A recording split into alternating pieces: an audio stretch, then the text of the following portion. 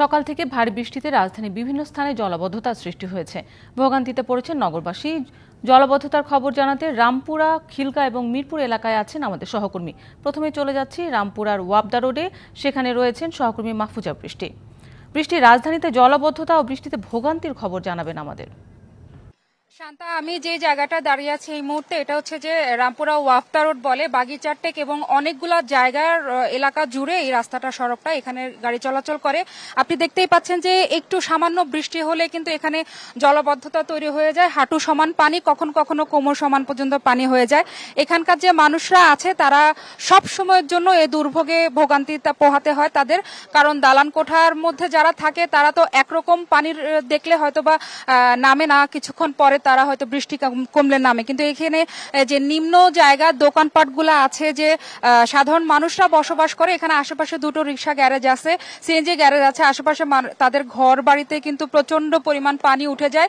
সকাল থেকে আমরা কয়েকজনকে দেখেছি যে বিভিন্ন ঘর থেকে পানি কাচিয়ে তারা কিন্তু বাইরে ফেলছে। আর এখানকার যে ওয়ার্ড কাউন্সিলর যিনি আছেন, যে জনপ্রতিনিধিরা আছেন, সাধারণ মানুষদের অভিযোগ যে জনপ্রতিনিধিরা এখানকার কোনো কাজই করে না, তাদেরকে চোখেও দেখা যায় না, খুঁজে পাওয়া যায় না, যোগাযোগ করতে গেলে তাকে নানান রকম কথা শুনতে হয়, হুমকির মুখে পড়তে হয়, কারণ সাধারণ মানুষরা নানান রকম দুর্ভোগে, শুধুমাত্র যে এই রাস্তাঘাট, এখন তো পানি দেখতে পাচ্ছেন আপনারা, যদি পানি না থাকতো তখন রাস্তাও দেখানো যেত যে রাস্তার কি পরিমাণ অবস্থা, ভাঙা গর্ত একটার পর একটা। সব দিকে যদি একটু দেখাই যে এখানকার যে মানুষগুলো আছে, আপনি দেখতে পাচ্ছেন যে এখানে অনেক মানুষ। আমরা যদি একজনের সাথে একটু কথা বলতে চাই যে এখানে কি এরকম সারা বছর এরকম থাকে বৃষ্টি হলে? সারা বছরই থাকে এরকম। আপনারা কি যোগাযোগ করেছেন? যোগাযোগ করছে কিন্তু কাম হয় না। শুনতে পাচ্ছেন শান্তা, যে তারা বলছেন যে যোগাযোগ করেও কোনো কাজ হয় না। এই দুর্ভোগ থেকে পরিত্রাণ চায় এখানকার এলাকাবাসীরা। শান্তা, এই ছিল আমার কাছে। বৃষ্টি, আপনাকে ধন্যবাদ। এবার চলে যাচ্ছি খিলগা তালতলা এলাকায়, সেখানে রয়েছেন আমাদের আরেক সহকর্মী মোস্তফা মাহবুব। মাহবুব, সেখানকার পরিস্থিতি জানাবেন। জলাবদ্ধতা বা বৃষ্টিতে ভোগান্তিতে নগরবাসীর কি খবর?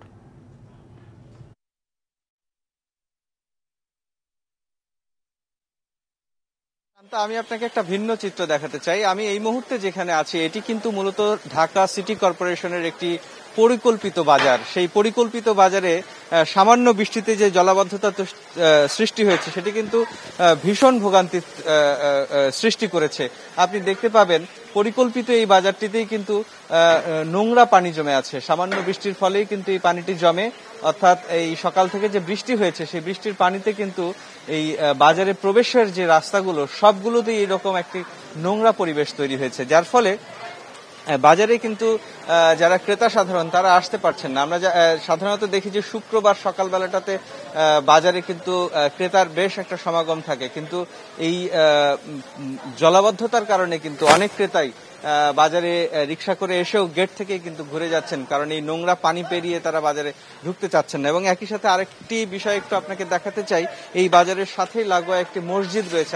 আপনি জানেন আজকে জুমাবার, এই মসজিদে কিন্তু শত শত মুসল্লি আসেন নামাজ পড়তে, কিন্তু জলাবদ্ধতা আমরা যেভাবে দেখছি এবং এই পানি নেমে যাওয়ার কোনো লক্ষণ কিন্তু আমরা দেখছি না, অর্থাৎ কোনো ব্যবস্থা না নিলে, তাৎক্ষণিক ব্যবস্থা না নিলে কিন্তু এই পানিটি দীর্ঘ সময় এখানে আটকে থাকবে। সেক্ষেত্রে জুম্মার নামাজের মুসল্লি যারা আছেন তারা এই মসজিদে কিভাবে প্রবেশ করবেন সেটিও কিন্তু একটি বড় প্রশ্ন, কারণ এই পানিটি আপনি যেটি দেখতে পাচ্ছেন বৃষ্টির কারণে যে পানিটি জমে গেছে সেই পানিটি কিন্তু আশপাশের যে নোংরাগুলো, আবর্জনাগুলো, ড্রেনের ময়লা মিলে কিন্তু একটি খুবই বাজে একটি পরিবেশ কিন্তু তৈরি হয়েছে। আমরা কিছুক্ষণ আগে দেখছিলাম এখানে যারা ক্রেতারা আসছেন তারা কিন্তু এই পরিবেশটি দেখে দু একজন বা বৃষ্টি মাথায় নিয়ে এসেছিলেন, তারাও কিন্তু ফিরে গেছেন। তো এটি একটি ভোগান্তির একটি ক্ষেত্র কিন্তু তৈরি হয়েছে। শান্তা, এই ছিল এখন পর্যন্ত আমার কাছে ভোগান্তির খবর। মাহবুব, আপনাকে ধন্যবাদ। এবার চলে যাচ্ছি মিরপুর এলাকায়, সেখানে রয়েছেন সহকর্মী নাবিল জাহাঙ্গীর। নাবিল, মিরপুরের অবস্থা কি? সেখানে জলাবদ্ধতার খবর আমাদের জানাবেন। যে সকল এলাকাতে পানি জমতে শুরু করে এবং আমরা দেখেছি যে বিভিন্ন এলাকায় সেটি কিন্তু পানিতে ইতিমধ্যে পানি আটকেছে এবং জনগণ চরম দুর্ভোগে রয়েছেন। এইভাবে যদি বৃষ্টি চলতে থাকে, আবহাওয়া অধিদপ্তর যেমনটা বলেছেন, আজকে যদি আরো বৃষ্টি হয় সেক্ষেত্রে কিন্তু মানুষের বাড়ি ঘরে পানি প্রবেশ করার এক ধরনের আশঙ্কা দেখা দিয়েছে। এবং এই প্যারিস রোডের কাছেই কিন্তু মিরপুর 11 নম্বর কাঁচা বাজার, আমরা যেটি জানতে পেরেছি, বাজারটিও কিন্তু আসলে পানিতে তলিয়ে গেছে। আপনি নিশ্চয়ই দেখতে পাচ্ছেন যে এখানকার লোকজন তারা অনেকেই তাদের দৈনন্দিন জীবনের প্রয়োজনে রাস্তায় বেরিয়েছেন, কিন্তু তাদেরকে কিন্তু আসলে পানি ভেঙেই যেতে হচ্ছে। এবং এই রাস্তাটিতে কিন্তু মাঝে মধ্যেই যে মেন হলের ঢাকনা সেটি খোলা রয়েছে এবং রাস্তা ভাঙা রয়েছে, এবং সেই ক্ষেত্রে কিন্তু স্থানীয় যারা রয়েছেন তারা বাঁশ দিয়ে সেই জায়গাগুলো চিহ্নিত করার চেষ্টা করেছেন। আপনি নিশ্চয়ই দেখাতে পারছি যে একটি ভ্যান আপনি দেখতে পাচ্ছেন, যে ভ্যানটি কিন্তু উল্টে যাওয়ার উপক্রম হয়েছিল। এই যে এখানকার এই পেরিস রোডের কিছু অংশ কিন্তু মিরপুর 10 বেনারসি পল্লীর যেই অংশটিতে পেরিস রোড মিলিত হয়েছে সেই অংশটি বেশ কিছু জায়গা ভাঙা, এবং দীর্ঘদিনে সেটি ঠিক না হয়। বিশেষ করে এই বৃষ্টির সময় সেখানে জলাবদ্ধতা দেখা দিলে সেখানে কিন্তু জনগণের দুর্ভোগ সেটি চরমে উঠে যায়। এবং আমি